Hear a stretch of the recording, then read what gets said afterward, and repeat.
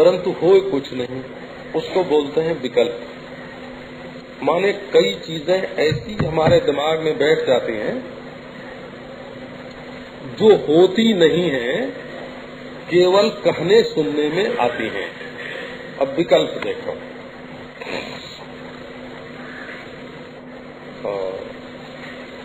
मैंने देखा एक दिन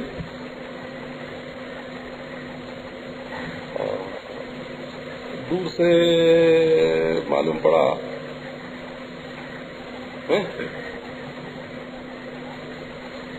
या कोई सिर पर मुकुट लगाए आ रहा है। नारायण, और उसके हाथ में धनुष बाण भी है।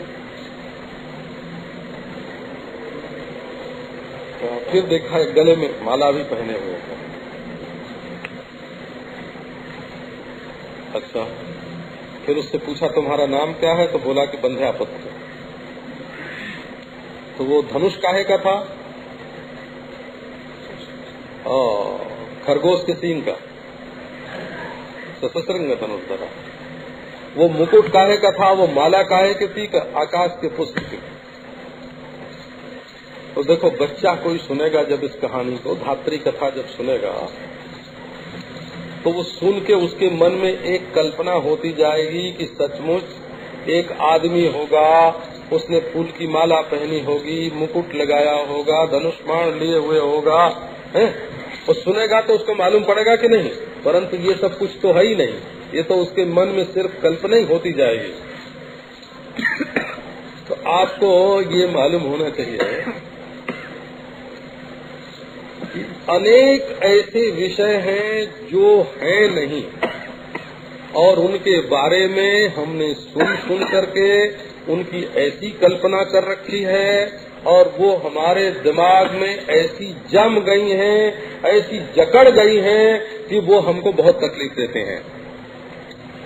तो इन विकल्पों को निकाल दो। हमारे अंदर ये विकल्प, ये भेद बुद्धि, ये माया अविद्या, ये अंतःकरण, ये सब कुछ नहीं है। कारण शरीर नाम की कोई वस्तु ही नहीं है। केवल अज्ञान का ही नाम, केवल अज्ञान का ही नाम कारण शरीर है। मैं तो आतत हूँ। आतत माने अद्वितीय। नाहम देहो ये सद्रूपो ज्ञानमित्युच्यते बुधैः। मैं ये असद्रूप शरीर नहीं हूँ। ये जो देह में मैं बना है ये बिल्कुल झूठा है। जब देह में से परिच्छ, देह माने परिच्छिन्न, इस परिच्छिन्न में, परिच्छिन्न माने टुकड़ा, परिच्छिन्न माने टुकड़ा, खंड, ये जो एक टुकड़े में मैं हो रहा है, ये बिल्कुल गलत है। विद्वानों का ये कहना है कि यदि इस देह में से तुम्हारा मैंपना कट जाता है तो इसका नाम होगा ज्ञान। अच्छा, अक्षर सुना।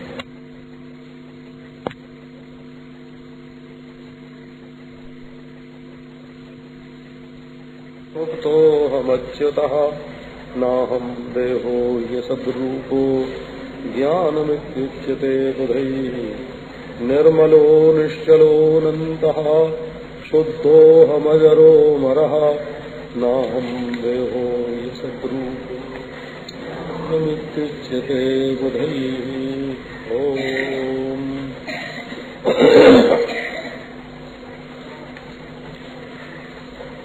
आप वेदांत की थोड़ी भूमिका सुनाते हैं।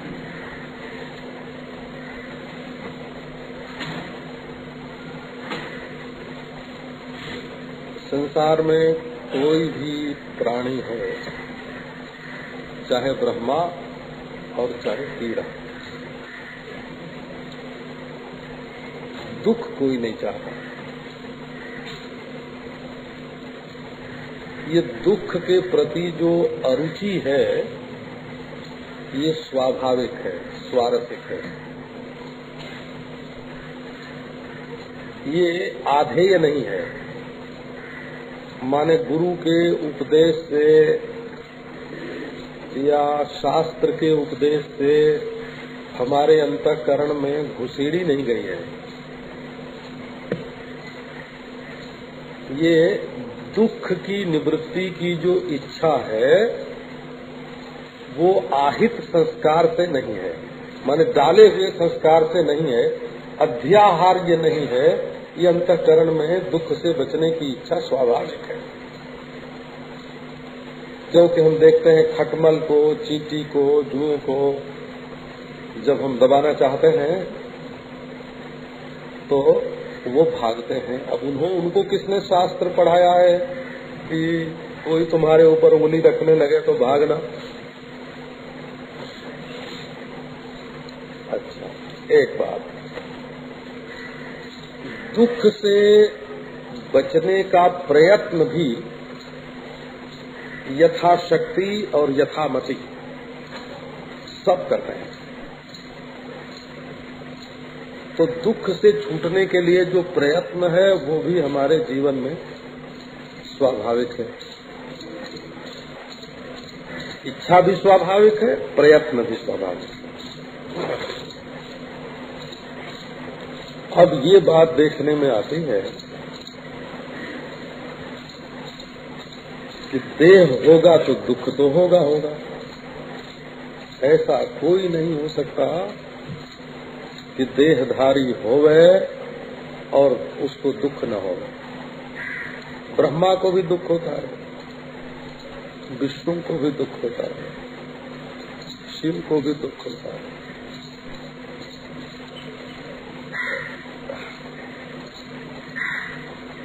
देहधारी होना, जैसे जोर से दौड़ोगे तो सामने की हवा तुम्हें थोड़ा रोकेगी ना, इसी प्रकार जीवन के प्रवाह में,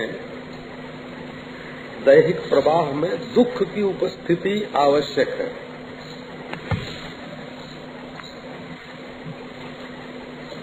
बोले कि देह ही कहाँ से गले पड़ गया, ये विचार करें। तो अब एक बिल्कुल हल्का फुल्का मार्ग आपको बताता हूँ, सरल सीधा। आजकल इसको बता के लोग गुरु बन जाते हैं, संप्रदाय के आचार्य बन जाते हैं, भला अपने पंथ चला लेते हैं, लाखों उनके चेले बन जाते हैं।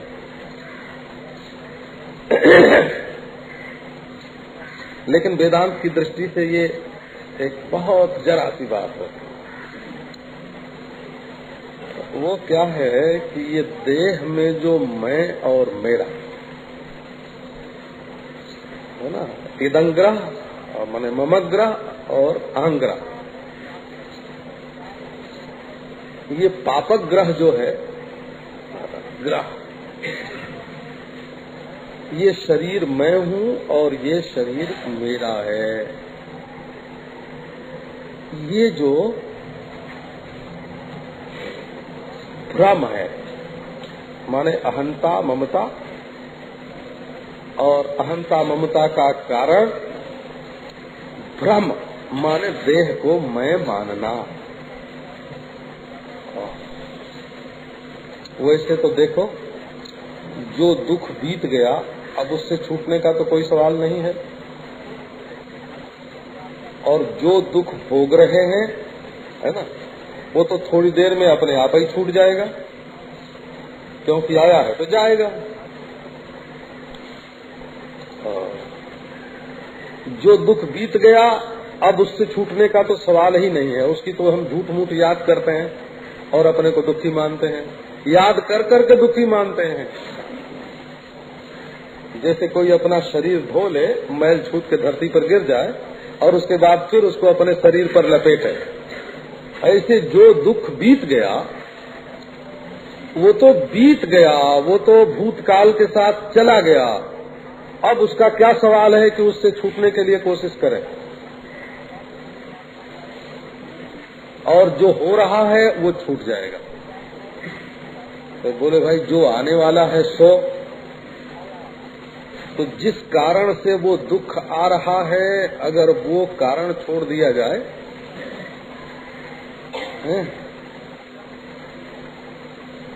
तो वो दुख नहीं आवेगा। तो वो दुख क्यों आ रहा है कि इस देह के प्रति मैंपना और मेरापना बड़ा जबरदस्त शरीर में बैठ गया। तो बोले कि आओ इसको छोड़ दें। प्रबल, मैंने देखा है ऐसे मनोबली पुरुष होते हैं, परीक्षा करते हैं। जब क्रांतिकारी आंदोलन में शामिल होते थे ना, और जलती हुई सलाखा लगा देते थे शरीर पर, एक चीख न निकले चेहरा बिगड़ने लगा, ऐसा मनोबल होता है। नाखून में सुई, नाखून के भीतर सुई घुसेड़ दी और न मुंह से चीख निकले और न चेहरा बदले। तो बोले हाँ मनोबल है भाई, बलवान मन है। ऐसा बलवान मन हो कि देह को मैं और मेरा स्वीकार न करे।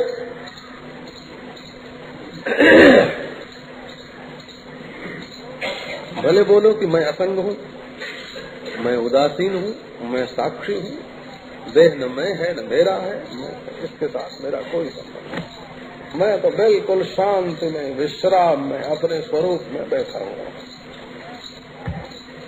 ये बड़ी हल्की फुल्की शुरू की दृष्टि है ना।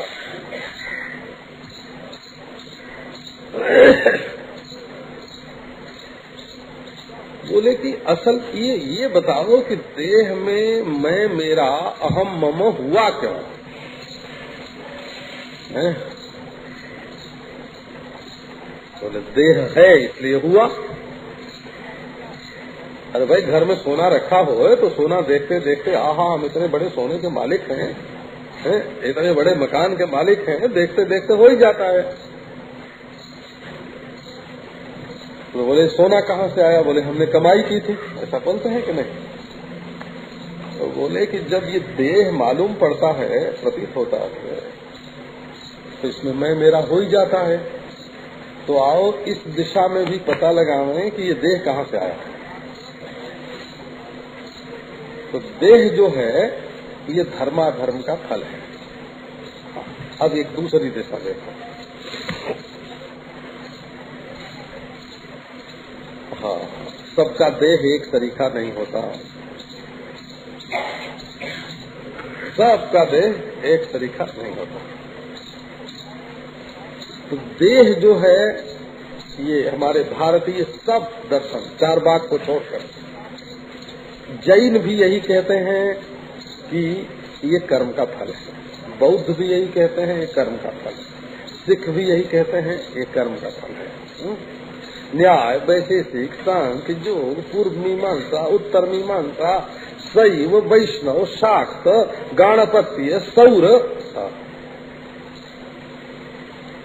क्या कबीरा और क्या चरणदास और क्या राधा स्वामी, सब संतों का मत ये है कि जब किसी मैटर में कोई शक्ल व्यवस्थित रूप से बनती है तो वो या तो टांकी से गढ़कर बनाई जाती है या सांचे में ढाल के बनाई जाती है, मिट्टी से घड़ा बनता है या प्लास्टिक से खिलौना बनता है या मोम से कोई पुतला बनता है, तो उसको बनाना पड़ता है, उसमें कर्म होता है, कर्म। तो अच्छी कला हो, अच्छा शिल्प हो, अच्छी कारीगरी हो तो अच्छी शक्ल बनेगी। तो धर्माधर्म का फल है शरीर। ये देखो आत्मा नहीं, आत्मा तो वो है जिसने इस शरीर में मैं मेरा कर लिया है ना। वो साक्षी, वो असंग, वो उदासीन, वो तो आत्मा है। अब सवाल ये हुआ कि ये देह कैसे बना? तो ये पंचभूत में से थोड़ी सी माटी, थोड़ा सा पानी, थोड़ा सा थोड़ी सी आग, थोड़ी सी हवा, थोड़ा सा आसमान मिला के ये जैसे कुम्हार कोई शरीर को गढ़े, वो ऐसे धर्मानुकूल है ना। कड़ी मिट्टी हुई तो जरा उसको नरम करना पड़ा, ज्यादा पीटना पड़ा, और नरम मिट्टी हुई तो थोड़े ही पीटने से नरम हो गई, तो कुम्हार जैसे। धर्माधर्म, ऐसा धर्माधर्म कैसे होता है? बोले राग द्वेष से होता है। राग द्वेष से धर्माधर्म होता है। अरे भाई राग द्वेष भी तो तब होए न जब वस्तु होवे, तो द्वैत की उपस्थिति के कारण ही राग द्वेष होता है। तो बोले भाई ये द्वैत जो है ये कहाँ से उपस्थित हो गया? अब ये देखो, ये दूसरी दृष्टिकोण है ना। देह में मैं मेरा करके जो फंसा उसका वो तो त्वम पदार्थ हुआ। मैं मेरा से अपने को अलग किया तो वो त्वम पद लक्ष्यार्थ हुआ बना। अब जरा देह बना कैसे? का पंचभूत में से। पंचभूत में से यही देह कैसे बना? बोले धर्माधर्म से। धर्माधर्म कैसे बना? का राग द्वेष से। राग द्वेष कैसे हुआ? का द्वैत की उपस्थिति से। बोले द्वैत की उपस्थिति कहाँ से हो गई? कि द्वैत की उपस्थिति जो है वो अद्वितीय अनंत ब्रह्म तत्व के अज्ञान से हुई। जो सर्वाधिष्ठान सर्वाभाषक स्वयं प्रकाश अद्वितीय तत्व है, उसके अज्ञान से ही उसमें द्वैत की उपस्थिति भास रही है।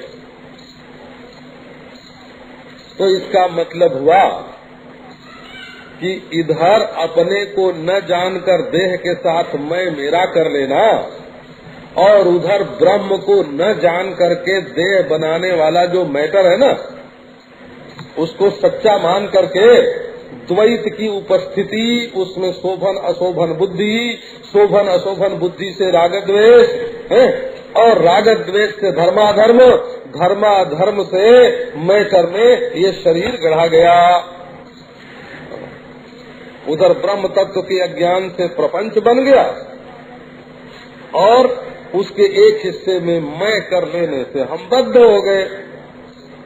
तो आत्मा और ब्रह्म की एकता का ज्ञान होने पर जड़ मूल सहित भ्रांति की निवृत्ति हो जाती है, अविद्या अज्ञान सहित भ्रांति की निवृत्ति हो जाती है। तो दुख की निवृत्ति के उपाय तो बहुत सारे हैं, पर वे सब थोड़ी थोड़ी देर के लिए हैं। देखो हम अपना दुख की निवृत्ति के लिए हमने देखा है, केवल एक भ्रम पैदा कर रहे हैं और कई दुख भूल जाए। एक आदमी, एक बार प्रबुद्धानंद हमारे साथ जा रहे, इनको हिचकी आती।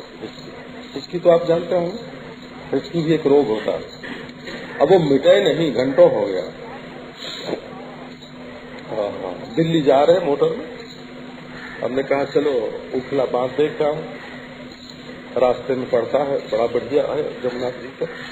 जब मथुरा से दिल्ली जाते हैं तो 2-4 मील जरा घूम के जाना पड़ता है, तो देखने के लिए चले। इनको तो हिचकी आवे बारम्बार बारम्बार बारम्बार, बड़ा दुख था, तकलीफ थी। मैंने कहा प्रबुद्धानंद देखो क्या बढ़िया तो यहाँ भरी हुई जमुना जी, और क्या सुंदर बगीचा, और क्या स्वच्छ भूमि, क्या पेड़।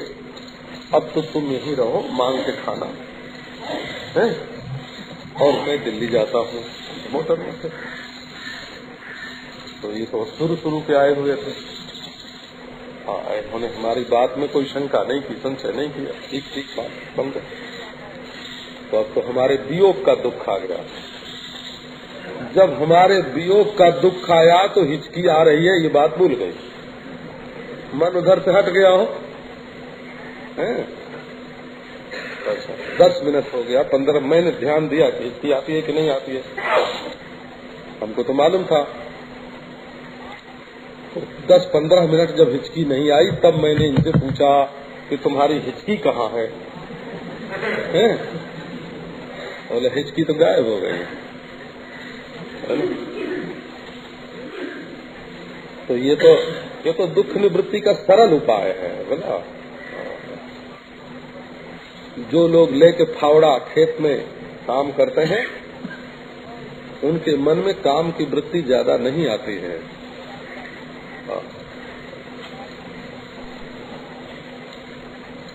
जो लोग अपने परिश्रम का ही खाते हैं, उनके मन में लोभ की वृत्ति ज्यादा नहीं आती है। तो ये सब उपाय तात्कालिक हैं, हो तात्कालिक।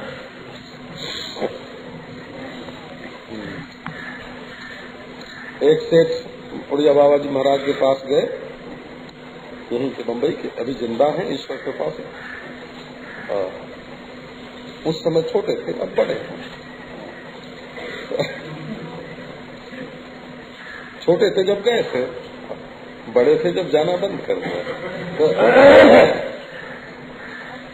उन्होंने पूछा, महाराज हमारे मन में काम बहुत आता है।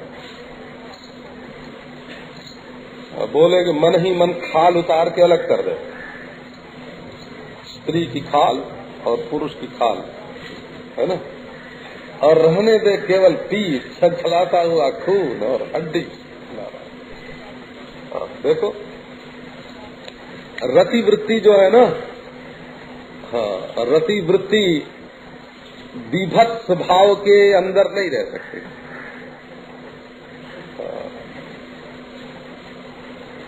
केवल भावांतर होना चाहिए। तो ये सब जो उपाय है ना, होम कर लो, मंत्र जप कर लो, है ना, देखो आपके मन में कभी काम आता हो और आप ध्यान करें तो कैलाश की चोटी है, चारों तरफ बर्फ ही बर्फ है और सबसे ऊंची शिला पर कर्पूर गौर भगवान श्री शंकर बैठे हुए हैं। उनके शरीर पर सांप जो है वो लिपटे हुए हैं, जटा से गंगा जी की धारा बह रही है, शहर में चंद्रमा है। देखो काम की वृत्ति मिट जाएगी।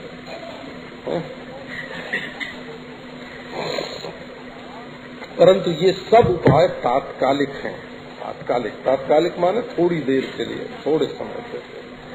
और प्राणायाम करो, है ना, आपके मन में कोई काम क्रोध लोभ आता हो, लो, अब इसमें तो भावना की भी बात नहीं है, श्रद्धा की बात भी नहीं है, इसमें शंकर जी के ध्यान की बात भी नहीं है। 10 प्राणायाम जरा पूरा रेचक कुंभक बैठ के कर लो और देखो सारा विक्षेप मिट जाएगा। काम क्रोध लोभ न हो, आंख की पलक को स्थिर कर लो, पलक को नहीं पुतली को, आंख की पुतली को स्थिर कर लो। लड़ाई करने की कोई जरूरत नहीं है, जोर मत लगाओ, दबाओ मत, जहाँ की तहाँ पुतली को पड़ी रहने दो। देखो तुम्हारा मन स्थिर हो जाएगा, उस समाधि लग जाए, है ना, भगवदाकार वृत्ति हो जाए, प्राणायाम कर लो। तात्कालिक तो बहुत उपाय है, लेकिन दुख निवृत्ति का जो आत्यंतिक उपाय है, आत्यंतिक माने जिससे दुख बिल्कुल मिट जाए। दुख कैसा हो जाए आपके जीवन में, जैसे सिनेमा के पर्दे पर, है ना, नटी नहीं है, फोटो नायिका नहीं है, वो क्या बोलते हैं, तारा सितारा कुछ बोलते हैं ना, हाँ, तो स्टार नहीं है सिनेमा के पर्दे पर, उसकी फोटो है और वो किसी के प्रेम में रो रही है, किसी से मिलने के लिए व्याकुल हो रही है? उसका जो है पेट कभी भीतर जाता है, कभी बाहर आता है, कभी हवा भरती है, कभी व्याकुल होती है। ये तुम्हारे मनोरंजन का साधन जैसे हो जाता है, वैसे संपूर्ण विश्व का दुख भी तुम्हारे मनोरंजन का साधन बन जाए। ओहो, मरने का कैसा बढ़िया अभिनय किया, ये कैसे होगा? ये जब अद्वितीय ब्रह्मात्मैक्य बोध होगा, बिना आत्मा और अद्वितीय ब्रह्म की एकता के बोध के द्वैत का बाध नहीं होगा। अपने को असंग कर लेना, अपने को साक्षी कर लेना, अपने को उदासीन कर लेना, अपने को शांत कर लेना है, तो इससे द्वैत का बाध नहीं हुआ, अलगाव हुआ द्वैत से। और जब आत्मा और ब्रह्म की एकता का बोध होता है तो द्वैत का बाध हो जाता है। माने प्रतीत होते हुए भी ये संसार जो है ये केवल फुरना मात्र, केवल प्रतीति मात्र, केवल बान मात्र, केवल सिनेमा के पर्दे पर दिखने वाली तस्वीर के समान, अपना शरीर भी दूसरे का शरीर भी, अपना अंतःकरण भी दूसरे का अंतःकरण भी, ऐसा भासने लगता है बोला। और ये भान भी ऐसा ही, भान तो ज्ञान स्वरूप ही। तो इसका अभिप्राय ये हुआ कि ब्रह्मात्मैक्य बोध के बिना संपूर्ण अज्ञान की निवृत्ति नहीं हो सकती, मूलाज्ञान की निवृत्ति नहीं हो सकती। इसलिए अपने आप को ब्रह्म के रूप में, ब्रह्म माने कोई बेटा नहीं, कोई चीज नहीं हो, ब्रह्म माने देश काल वस्तु से अपरिच्छिन्न, सजातीय विजातीय स्वगत भेद से शून्य, अद्वितीय, जो आत्मा से अभिन्न चेतन तत्व है, उसी को ब्रह्म कहते हैं। अपने आप का ही एक नाम ब्रह्म है। एक महात्मा पोथी पढ़ रहे थे, तो किसी ने पूछा, हाँ स्वामी जी क्या पढ़ रहे हो? बोले कि देख रहा हूँ कि इसमें मेरी तारीफ कैसे लिखी है। ये सब दुनिया मेरी तारीफ कर रही है, बोला ये सारी दुनिया मेरी पूजा कर रही है। ये मोटर पर दौड़ने वाले जानते नहीं हैं, पर हमको रिझाने के लिए मोटर पर चढ़ के दौड़ते हैं। बोला ये जो लोग चाट खाते हैं ना, दही बड़ा खाते हैं, वो समझते हैं कि हम अपने सुख के लिए खा रहे हैं। अरे ना ना, वो सब हमको ही उनका सुख मिलता है, खाते हैं हमें सुख मिलता है। वो स्वर्ग के राजा इंद्र समझते हैं कि हम अप्सराओं का नाच देख रहे हैं, उनके शरीर में मैं ही हूँ। बोला वो जो स्वर्ग में अप्सरा का नृत्य देखते हैं और मैं देखता हूँ। ब्रह्मा जी सृष्टि बनाते हैं, मैं बनाता हूँ। तो शिव जी संहार करते हैं, मैं करता हूँ।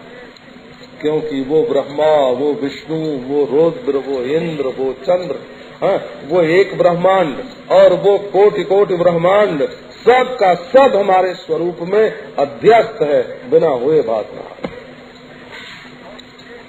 तो ये जो ब्रह्मात्मय के बोध है ना, समझना चाहिए कि इस ज्ञान का स्वरूप क्या है। निर्गुणो निष्क्रियो नित्यो नित्यममुक्तो हमच्युतः नाहम देहो ह्य सद्रूपो ज्ञानमित्युच्यते बुधैः। निर्गुणो निष्क्रियो नित्यो, मैं निर्गुण हूँ, मैं निष्क्रिय हूँ, मैं नित्य हूँ, मैं नित्य मुक्त हूँ, मैं अच्युत हूँ। ये दोहराने के लिए कोई मंत्र नहीं है। जैसे माला पर फेरते हैं मंत्र, ओम नमो भगवते वासुदेवाय, ओम नमः शिवाय, ओम नमो नारायणाय। जैसे माला फेरते हैं वैसे फेरने के लिए, माला फेरने के लिए ये मंत्र नहीं है। ये समझ में से भूल निकालने के लिए। निर्गुण, आप गुण जानते हैं। गुण जो है वो एक वस्तु से दूसरी वस्तु को पृथक करने वाले होते हैं, हम तो गुण कहते हैं। जैसे पृथ्वी में गंध है और जल में रस है, और अग्नि में तेज में रूप है।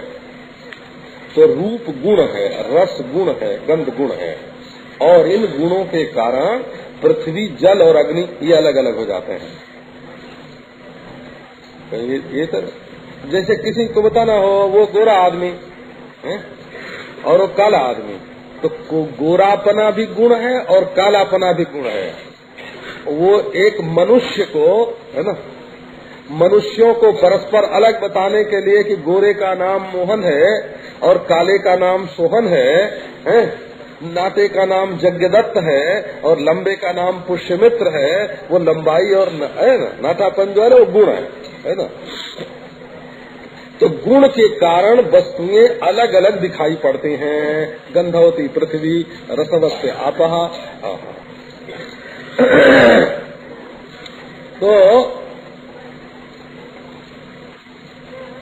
तो ये जो रूपवत तेजः, तेजस में रूप है और जल में रस है, ये गुण है। अब ये यदि गंध, रस और रूप ये तीनों अलग कर दिए जाएं तो आग में, पृथ्वी में और जल में फर्क क्या रहेगा? बोले कुछ नहीं रहेगा। ये फर्क जो है वो गुण के कारण है, ये गुण उपाधि है ना। तो देखो स्त्री का स्त्रीत्व तो क्या है, तो उसमें कुछ योग्यता ऐसी है जो पुरुष में नहीं है। ये स्त्री का गुण है वो। और पुरुष में कुछ योग्यता ऐसी है जो स्त्री में नहीं है। ये पुरुष का गुण है ना। स्त्री और पुरुष दोनों अलग अलग क्यों? बोले शरीर संस्थान में जो गुण भेद है, गुण भेद के कारण स्त्री पुरुष में भेद है। और स्त्रियां लड़ती हैं कि हम पुरुषों के बराबर हैं, पुरुष लड़ते हैं हम स्त्रियों के बराबर हैं। किसी पुरुष से कहो कि हाँ भाई तुम और स्त्री तो बराबर है, लेकिन अब एक दो बच्चा स्त्री के पेट से होवे और एक दो बच्चा तुम्हारे पेट से होवे, बराबरी करो तो समाना है, क्या होता है समानाधिकार, समानाधिकार बरतो। स्त्री से कहो कि तुम बिना पुरुष के ही बच्चा पैदा कर लो। हाँ, तो बाबा अभी तक तो विज्ञान सफल नहीं हुआ है ना। तो यही गुण का भेद है, ये गुण से भेद होता है। यदि गुण का बाध कर दिया जाए, यदि गुणों को अलग कर दिया जाए, तो स्त्री के शरीर में जो पंचभूत है वही पुरुष के शरीर में है, और जो पुरुष के शरीर में है वही स्त्री के शरीर में है, और जो चैतन्य आत्मा स्त्री में है वही पुरुष में है। जैसे काला और गोरा दोनों अलग अलग चमड़ी का रंग है, ऐसे स्त्री के पेट में और पुरुष के पेट में गर्भाधान कारक होना और गर्भाधान को स्वीकार करना, ये स्त्री शरीर का और पुरुष शरीर का भेद है। तो भेद गुण मूलक है, वस्तु मूलक नहीं है। मनुष्य दोनों है, मनुष्य दोनों हैं, आत्मा दोनों हैं, शरीर प्राकृत दोनों का है। केवल गुण के कारण भेद मालूम पड़ता है। तो अब जरा गुण का तिरस्कार करके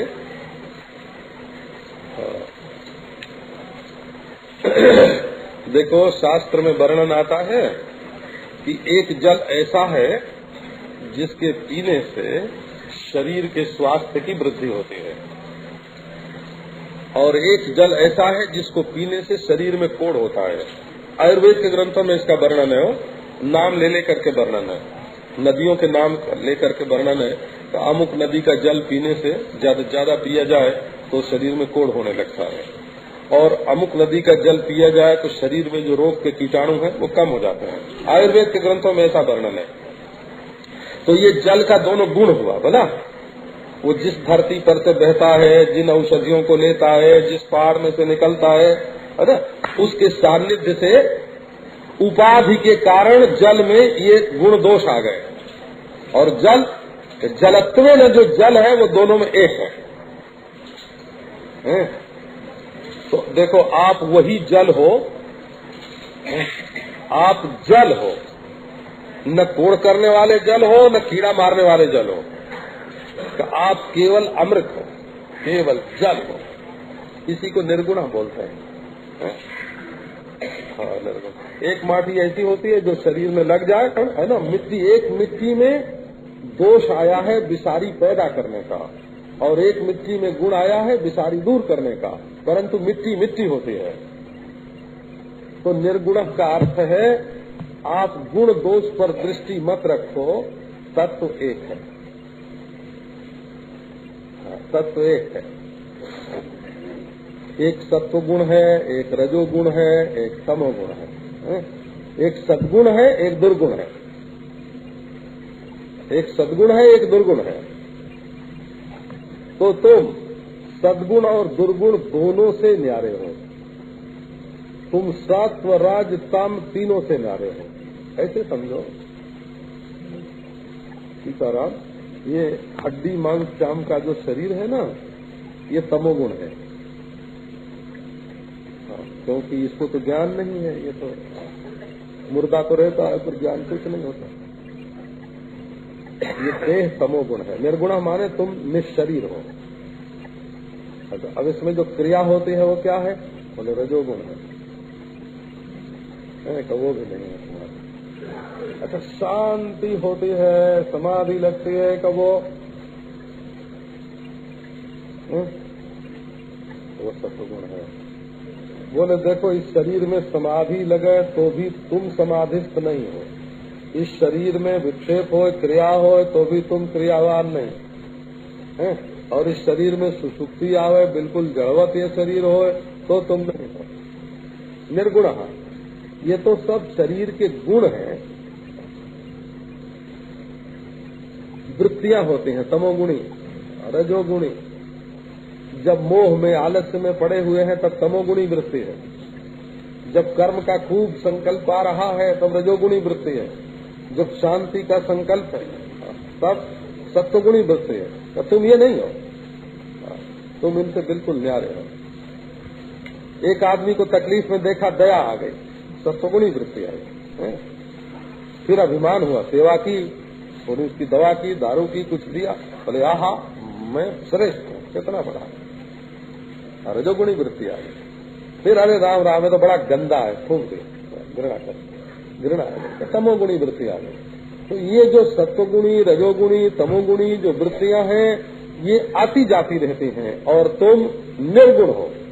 स्थितियां जो सत्वगुण, रजोगुण, तमोगुण की हैं, वो होती जाती रहती हैं, तुम इनसे न्यारे हो।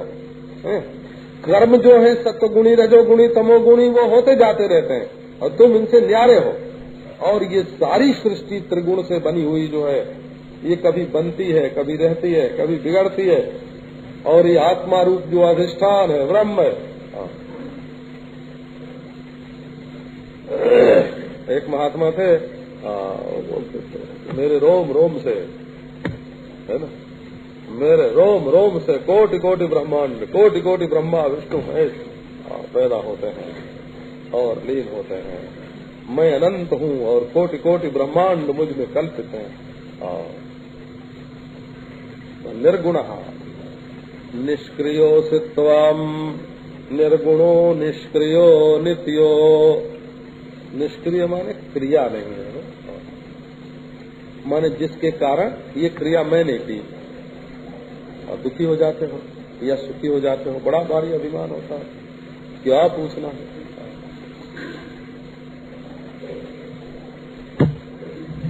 नारायण वृंदावन में देखते हैं ऐसे ऐसे मंदिर हैं महाराज, जिनके लिए आज करोड़ रुपया खर्च करो बिल्कुल नहीं बन सकता। जयपुर वाला मंदिर जैसा है, 1 करोड़ रुपया खर्च करो वैसा मंदिर नहीं बन सकता। शाह बिहारी का मंदिर है, क्या अद्भुत है। और आज स्थिति ये है कि झाड़ू नहीं लगती है, मकड़ी के जाले नहीं हटाया जाता,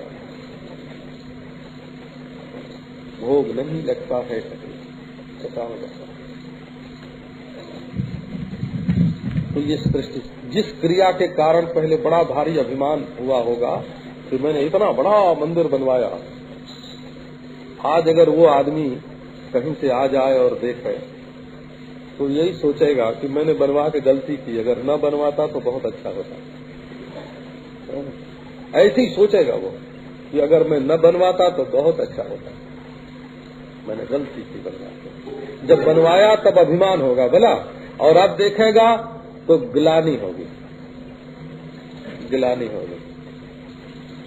तो क्रिया चाहे कितनी भी ऊंची हो, संसार की कोई भी वस्तु चाहे कितनी भी महत्वपूर्ण हो, काल के चक्कर में वो क्षुद्र हो जाती है। और काल के चक्र में कोई क्रिया चाहे जितनी भी क्षुद्र हो, वही कभी महान हो सकती है। हमारे बचपन में कोई गाढ़ा कपड़ा मोटा खादी का पहनता तो उसको लोग दरिद्र मानते थे, और गांधी बाबा ने ऐसा चक्कर चलाया है कि जो मोटा कपड़ा पहने तो बड़ा नेता, बड़ा मिनिस्टर, बड़ा। धारणाएं बदलती रहती हैं हो, तो क्रिया के संबंध में भी बदलती है धारणा, वस्तु के संबंध में भी बदलती है, गुण के संबंध में भी बदलती है। तुम जिसको आज अच्छा समझते हो वही हमेशा अच्छा नहीं समझा जाएगा, आज जिसको बुरा समझते हो वही हमेशा बुरा नहीं समझा जाएगा। हम तो जानते हो आप गांव के आदमी, हमारे गांव में ऐसे बोलने की रिवाज थे, सराहो मत, सराहो मत, निंदना पड़ेगा, निंदो मत, निंदो मत, सराहना पड़ेगा।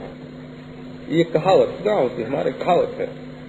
बहुत तारीफ मत करो, बहुत तारीफ मत करो, एक दिन निंदा करनी पड़ेगी। और बहुत निंदा मत करो, बहुत निंदा मत करो, एक दिन तारीफ करनी पड़ेगी। एक तो बड़ी गंदी सी कहावत है, तो आपको सुना दे गांव की बात, जरा गंदी है। सराहल धिया दोम घर जाने। जिस लड़की की बहुत तारीफ की जाती है कि ये बहुत अच्छी है, बहुत अच्छी है, वो बहुत बुरी जगह गिरती है। तो कहावत का अर्थ यही है, सराहल धिया धिया माने लड़की, ये धिया हो बुद्धि, धिया माने बुद्धि, धिया माने लड़की। जिसकी बहुत सराहना होती है वो कहाँ जाती है? बोले डोम के घर जाती है। डोम भंगी है ना, अछूत, वहाँ मतलब जाति से नहीं है, नीचता से है। तो संसार में सब चीजें बदलती रहती हैं, बिल्कुल अनिर्वचनीय, बिल्कुल अनिर्वचनीय होते हैं। तो इसी से एक महात्मा बोलते थे कि आवे उसको आने दो, है ना, जाए उसको जाने दो। जैसे युधिष्ठिर जब स्वर्गारोहण कर रहे थे तो पीछे कौन आ रहा है और कौन गिर गया, इसकी परवाह छोड़कर वो आगे बढ़ रहे थे। वैसे अपने जीवन की धारा में ऐसे आगे बढ़ो, है ना, कि जो पीछे छूट गया वो छूट गया, उसकी याद करने की जरूरत नहीं है। जो सामने से आता है अपना प्यारा है। जो रूप सामने से आता है भगवान का है, जो रूप पीछे चला गया उसको भगवान ने छिपा लिया। जब दोनों भगवान के रूप हैं तो आगे वाले को छोड़कर पीछे वाले को क्यों देखना? तो निर्गुणो निष्क्रियो नित्यो, क्योंकि रूप बदलते रहते हैं और तुम नित्य हो। ये तो दुनिया तो गिरगिट है, कृकलातवत।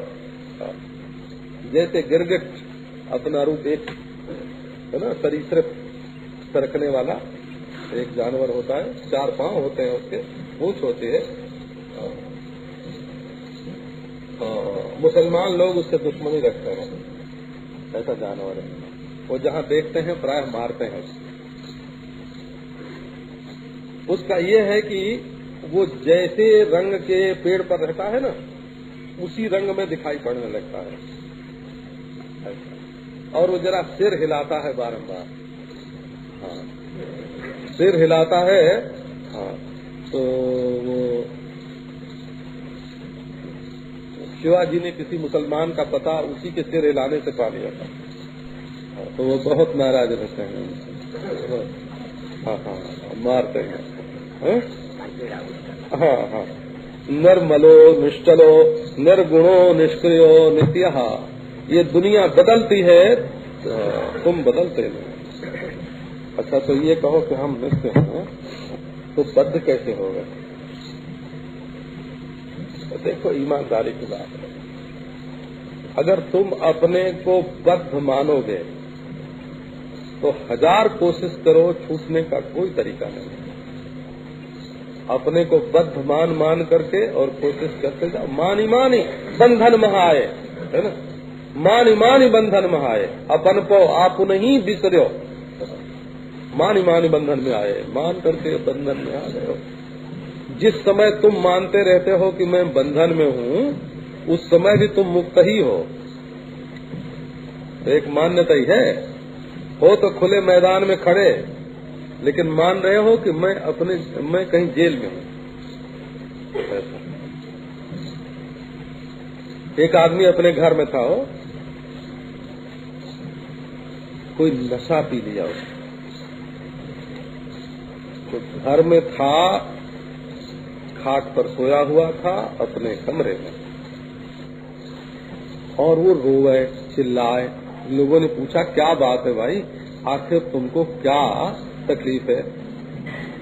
तो उसने कहा देखो ये नदी बह रही है और हमारा घर नदी के उस पार है, हम तो इस पार रह गए, बीच में नदी है, उस पार घर है, हम अपने घर कैसे पहुंचेंगे? कोई नाव नहीं है, कोई पुल नहीं है। कहा हाय कहा हम तो ये बीच में नदी आ जाने से मारे गए। अब उस भले मानुस ने बहुत समझाया कि देखो तुम अपने घर में हो, लक्षण मिला लो, ये खाट है, ये तुम्हारा कमरा है, ये तुम हो। बोले नहीं नहीं, ये सब झूठ है। अब वो अपने घर में रह के मानता ही नहीं था कि मैं अपने घर में।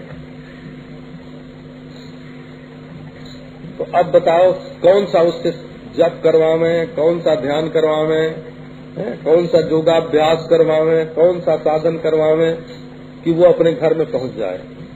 मोटर पर बैठा के घुमा दें कि नाव पर बैठा के ले जाएं, कैसे वो अपने घर में पहुंचेगा? जो अपने घर में रहते हुए ही पागलपन से ऐसा समझ बैठा हो कि मैं तो दुश्मन के घर में हूँ, मैं तो जेल खाने में बंद हूँ, और ये मेरे घर वाले नहीं हैं, ये तो सिपाही हैं, फौजी हैं जो हमको घेरे हुए हैं, ये हमारे दुश्मन हैं। उसको समझाने का क्या तरीका है? उसको समझाने का एक तरीका है कि उसका नशा किसी तरह से उतार दिया जाए, बोला।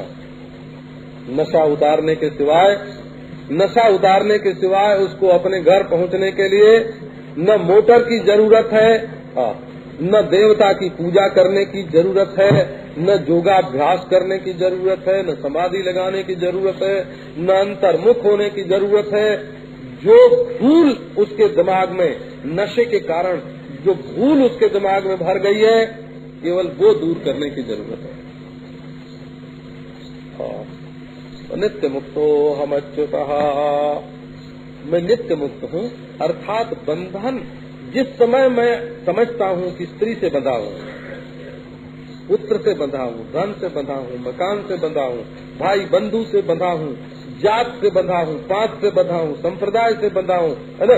जिस समय मैं सोचता हूँ कि मैं बिल्कुल बंधा हुआ हूँ, मैं बंधा हुआ नहीं होता, वो मेरे मन का बनाया हुआ जाल होता है, मेरे मन का बनाया हुआ जाल होता है कि खुद बनाता हूँ और खुद उलझता हूँ, है ना।